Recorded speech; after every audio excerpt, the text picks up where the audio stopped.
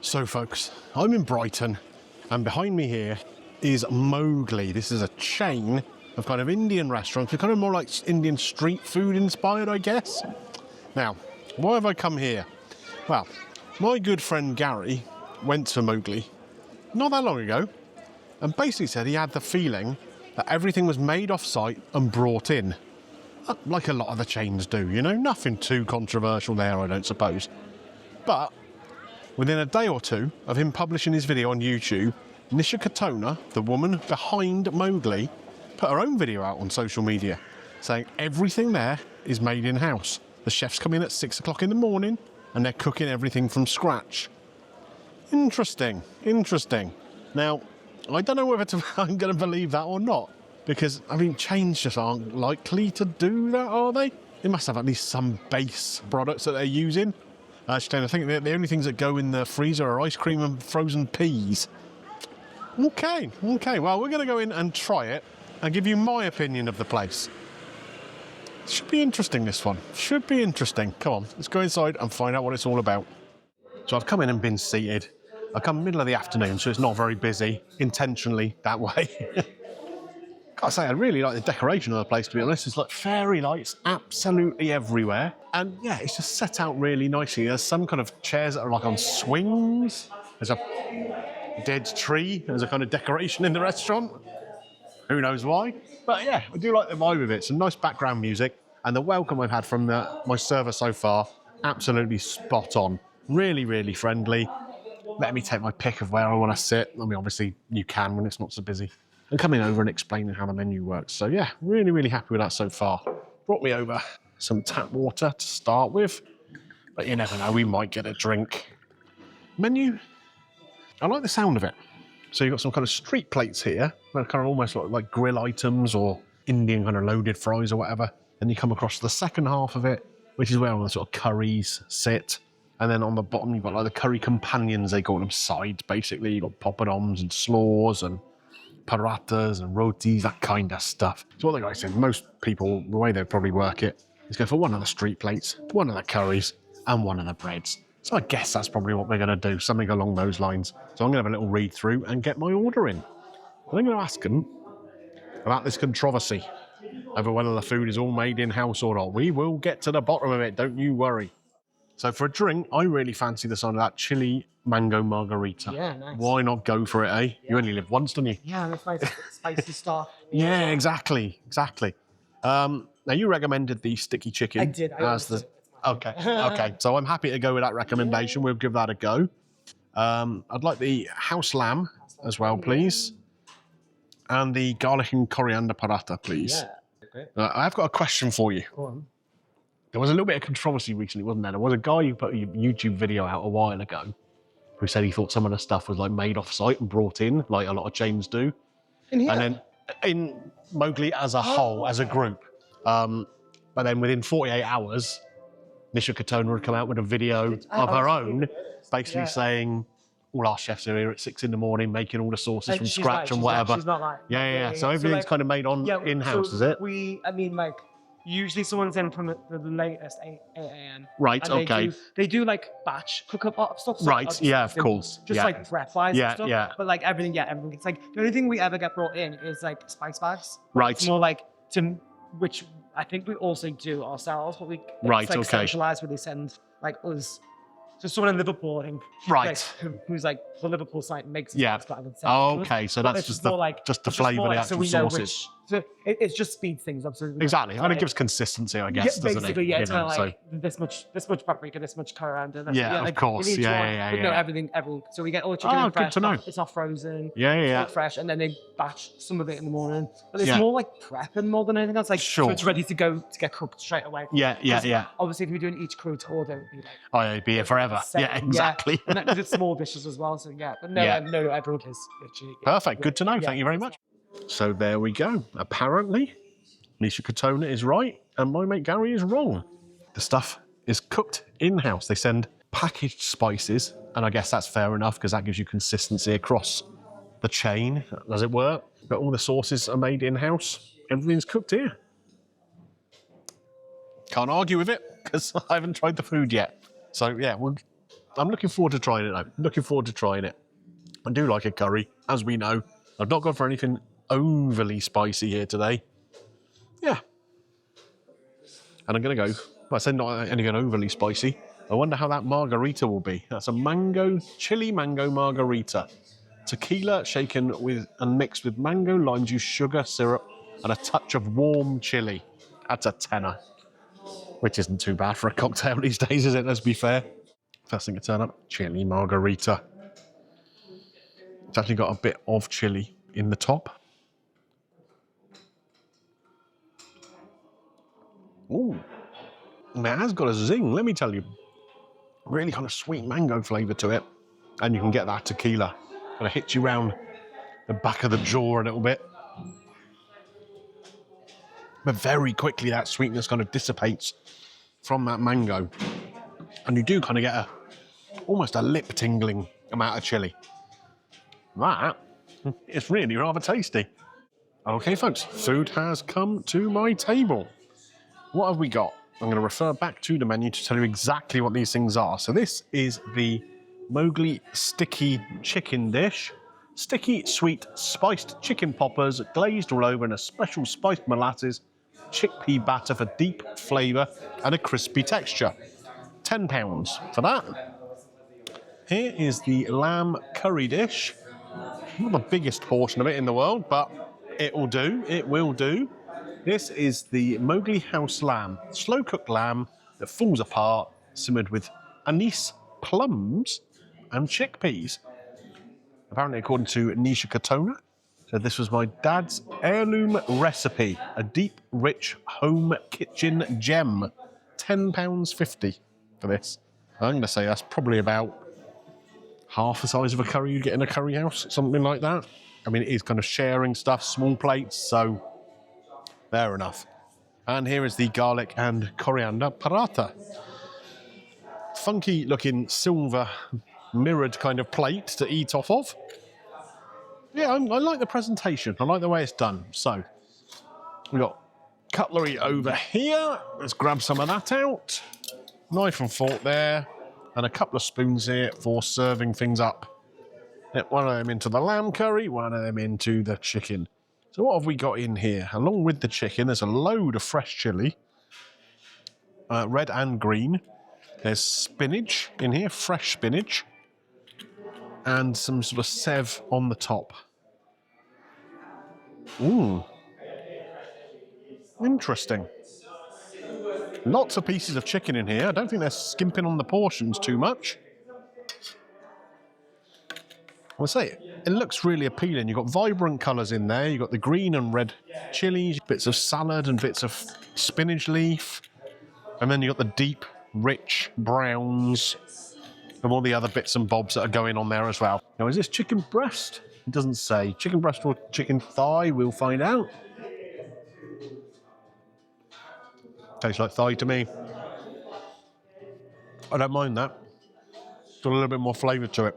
The sauce is sweet, certainly. More sweet than anything else. That'll be the molasses, of course, so. There is a sort of background, slight chili heat, and some other spices that you can pick up there. The little sev thing adds a little bit of crunch. One thing I will say, the sauce going all the way over the top of these poppers does make them go soggy on the coating relatively quickly. Gone in with some of the red chili pepper there. That's not overly fierce. In fact, I think the drink is spicier than that red chili. Let's try the green, see how that is. They're both quite sweet, the chilies. Not aggressively chili heat in there. Yeah, it's a nice enough dish. A nice enough dish. Is it something I'd order again necessarily? Perhaps not. It's just a little sweet for my taste. It's okay. It's okay. Right, I'm going to finish this a little bit up. And then we get some of the lamb curry going on. So here's the lamb curry. Now we got some shredded ginger on the top there, a bit of coriander, a few little pomegranate seeds. And yeah, it looks a good sort of thick sauce. gravy, whatever you want to call it when it comes to Indian food. I can see bits of chickpea in there. There, and I've turned the plate around so we've got the clean side of it there to put this curry onto.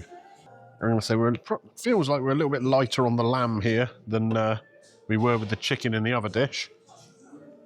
Not huge amounts of it, but I mean, lamb is an expensive meat, isn't it, these days? So people will quite often cut back a little bit on that in the portion. Yeah, a good thick looking curry here. And I can see you've got like a piece of plum there, which is quite nice. A little bit of sweetness, a little bit of sourness. Again, not an overly aggressive curry. Yeah, I can definitely see where Gary is coming from in terms of thinking this is potentially prepared off-site.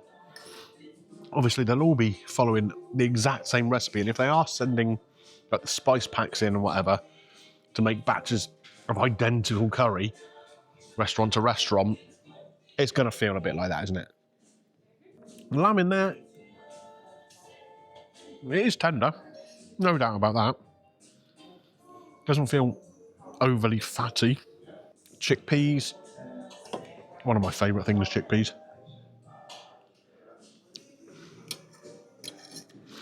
I think they work great in a curry. One of my favourite side dishes is the chana dal.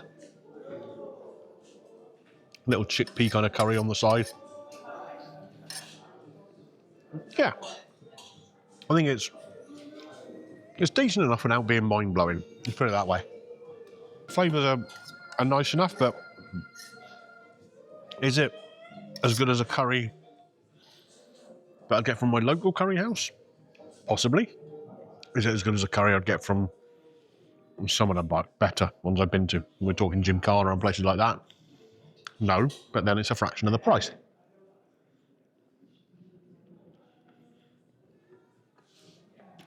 Yeah, I don't mind it. Oh, that fresh ginger in there brings it to life too. Let's try some of this paratha as well. And of course we can use this to scoop the curry up, can't we? There we go.